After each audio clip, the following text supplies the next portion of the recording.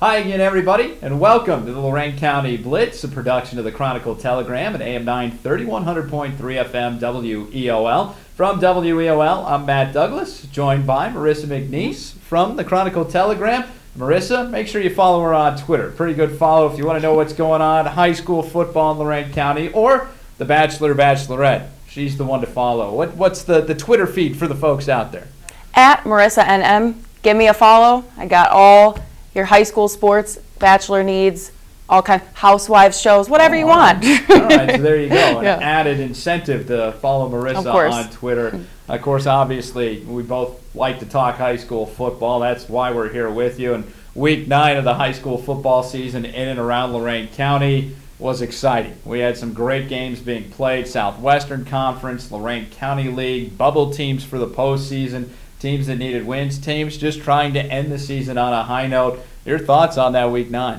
I mean, yeah, a lot of close games, a lot of teams fighting for playoff spots, needing wins. First game right off the bat, I got to talk about Clearview Black River, that 1-point win for Clearview, who has got to collect those wins at this point of the season. And that defense, which was so great last season, keeping it up this season, stopping Black River on an attempted 2-point and game-sealing interception in the final couple minutes to win the game. Really huge showing by their defense this week. Yeah, I think Clearview's been one of the more balanced teams as far as offense and defense go this year. They've got weapons on offense and weapons on the defensive side of the ball. And you're right. I mean, right now, Clearview, they don't hold their fate in their hands. There's a few teams ahead of them in the playoff picture, which we'll look at here momentarily, but all you can do is win. Coach Collier knows that. His Clearview Clippers know that. And that's what they did against a very good Black River team that right now sits in a possible playoff position.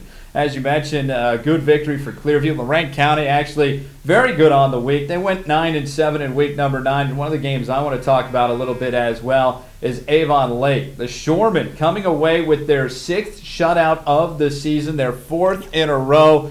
I don't know if anyone's ever going to score on the Shoremen again. I mean, have you ever seen a defense that's been this impressive? No, week in and week out, we just continue to talk about how they're able to shut these teams out. I mean, this is the team to watch as we head into the postseason, without a doubt. Staying put in the Southwestern Conference, the Avon Eagles remain undefeated. They beat a very good Olmsted Falls Bulldogs team, 24-14. I know a lot of people were thinking without Nick Perusic, who's going to take the reins? Well, I think we got the answer. Devin Hunter, he went big, 210 yards. He had 3 touchdowns to boot for the Avon Eagles as they picked up another victory heading into the final week of the season. They could pull off the undefeated year. We'll talk a little bit more about their opponent in week 10 momentarily. How about the Lorain Titans? A good 22-20 victory over the Bedford Bearcats. Again, they really need these wins at the end of the season after starting off really kind of disappointing in that first half. And Dalen, a huge playmaker for the Titans. All 4 years he's been there, and just showing that again this week. Well, the seniors really stepping it up for Lorain here, particularly towards the end of the year. They're going to take on Shaw in their final season. We should note Dave McFarland has announced he's retiring from coaching football at the end of the year, so the Titans going to try and send their coach out on a high note. Right now, you'd have to think they're very capable of doing that. And I know they're going to be sorry to see Coach McFarland go. He has done so much for that program, and they went to the playoffs back in 2016, that really incredible year, and have just been able to turn out incredible athletes, great games, just a really memorable time that Coach McFarland had in Lorain. For sure. Let's take a look at the Lorain County League this weekend. A key victory for the Keystone Wildcats. It helps them improve in the playoff standings. They are now 1st overall in Division 4, Region 14. They knocked off Wellington 41-7. Dylan Naylor able to get into the end zone 4 times. He's coming off a 200-yard rushing game. I think hit near 200, if not 200 again this week. But what impressed me the most, Marissa, is that defense. I mean, Wellington's got weapons offensively. They only got into the end zone once. I know we've talked about Wellington's athletes the past few weeks, Mason McClellan, Ben Higgins, but Keystone, I mean, is there a team hotter than Keystone right now? They clinched the first ever Lorain County League championship this past week, so really just the Wildcats continuing to stay hot down the stretch. Looking to make history. If they can stay in that first spot or top 3, they'll host a playoff game for the first time in the school's history. So we'll see if Coach Griswold and company can get the job done as they head into week number 10, but things obviously look good for the Wildcats. Heck, going all the way back to week 1, their only loss of the season to the Bay Rocket. One other Lorraine County League game I wanted to bring up. Firelands gets back in the win column. They advance to 4-5. They get a victory over the Oberlin Phoenix 20-14. Tremendous victory for the Firelands Falcons. Another solid win. And you kind of look at Oberlin on the other end, too. They're a one-win team, but boy, they have been in games down the stretch here. They just can't find a way to finish. They certainly have. I mean, every week, I'm making my picks, and I look at these games, and it's tough to not pick Oberlin some of these weeks. They've been in games week in and week out, and they're right there. They've got the athletes, just maybe a couple plays here and there have turned the tide for them in some of these games. We wrap up our talk about those Week 9 games. How'd you do in the CT picking line this week? Perfect again, or? Not quite. 14-1, which I'll take after my undefeated week last week. Very good. Bruce Bishop creating some controversy out there. I didn't mean to put Tim Alcorn down. I just wasn't aware he had gone a perfect 15-0. My partner. It's all right, Tim. Yeah. 15-0 followed up by 14-1. You're doing well, and I'll let Tim know. I think you were in 7th when you started. You're now up to 5th, correct? I think. I'm sneaking up there in the standings, so watch out. Very good. So we'll keep an eye out for Marissa's picks in the CT picket line this week as well, as can you, as that comes out on Friday in the Chronicle Telegram. All right, we talked about week number 9. It's time to name our first Federal Savings of Lorraine Team of the Week. I think every week we've had the possibility to pick this team, I think almost starting out since week number 2. Their only loss of the year came all the way back in week number 1. If you haven't figured it out yet, we're talking about the Avon Lake Shoremen. 4 consecutive shutouts, 6 on the season. Another one against the North Olmsted team that has a very dynamic offense, a dual-threat quarterback. And week in and week out, you think, okay, this could be a tougher one for them, and the defense steps up again. Oh, I think we knew coming into this season their defense was going to be their strong suit. Coach Kostelnik said it. I think we all knew that. But for them to be this good, continuing to shut teams out, which is no easy task, and to do it 4 straight times, you have to give it up to Avon Lake. By last check, they were allowing 5 points a game defensively. I mean, that's outrageous. Going into the game as an offense, you're assuming you're not even going to get a touchdown at this point against the Avon Lake Shoremen. Right. So just how impressive they have been, and why the Shoremen here in week number 9 are our first Federal Savings of Lorraine Team of the Week. Now time for a couple of individual awards that we like to name. The top 2 from these 2. And every week we just come up with a couple of players we thought really stood out. Marissa, I think you started last week, so I'll go ahead and take the reins this week. And I'm going back to that Lorraine victory over Bedford. Dalen Dower, an outstanding game, as I mentioned before, over 100 yards rushing. He had 3 touchdowns in the game for the Titans, all 3 of the touchdowns in a 22-20 game. You got to give it to this guy, in my opinion. He's one of my top 2 of the week. Yeah, we talked about Tyshawn Lighty, I think, last week of Lorraine, and Dalen, just another player on Lorraine, an incredible athlete, really dynamic, able to make big plays for the Titans. Really, they have so many athletes, and for him to stand out on that offense, it's a big deal for Lorraine. Yeah, Titans are stepping it up big when they need to. All right, that's my one of the top 2 from these 2. Who do you have? Well, I'm very excited about this one. I am going to give it up to my girl from Elyria Catholic, Sadie Hudson-Pillar. She is the first female in Elyria Catholic football history to score a touchdown this week. 4th quarter, they gave her the ball, got to go across the goal line, and I think she was also 8 of 9 on PAT. She kicks for the Panthers, and really, really cool accomplishment for Sadie. So got to give it up to her this week. Yeah, I've had the opportunity to call a couple of EC games. We say her name quite a bit. Solid kicker. Found out over the weekend, Andy Bolbarch and I did the Saturday Sports Wrap-Up Show, talked with Brian Fox. She's also a rugby player for Elyria Catholic. Does it all. Yeah, exactly. It's obviously very tough. She lowered her shoulder and got into the end zone in the Panthers' victory over Normandy.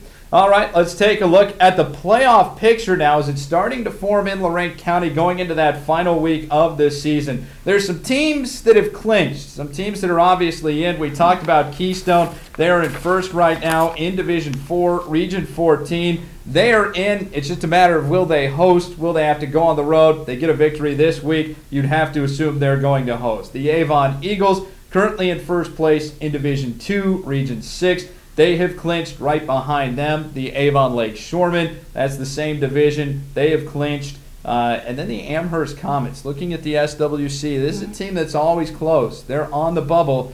They're going to be tested this week. They take on the Avon Eagles. Right. A win would almost guarantee them a spot. They control their own destiny at this point, and like we said, a win and you're in for Amherst, and boy, do they have the toughest test of the season, in Week 10. Without a doubt.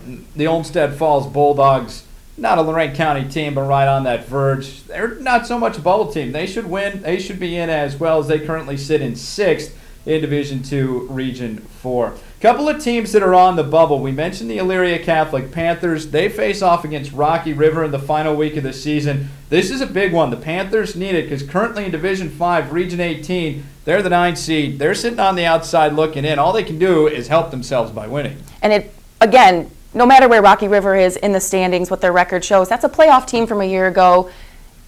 Their coach is going to have them prepared, ready to go for Week 10, and it'll be no easy task for the Panthers for sure. Oak Harbor is the top team in that division. Something tells me Oak Harbor's sitting at home right now thinking, I hope these guys either fall short or jump up a couple of spots, because I don't think you want to run into Elyria Catholic the way they're playing right now. I certainly wouldn't. Oh boy, coming off last week's victory over a Holy Name and then the most recent victory over Normandy, they're putting in touchdowns by the dozen.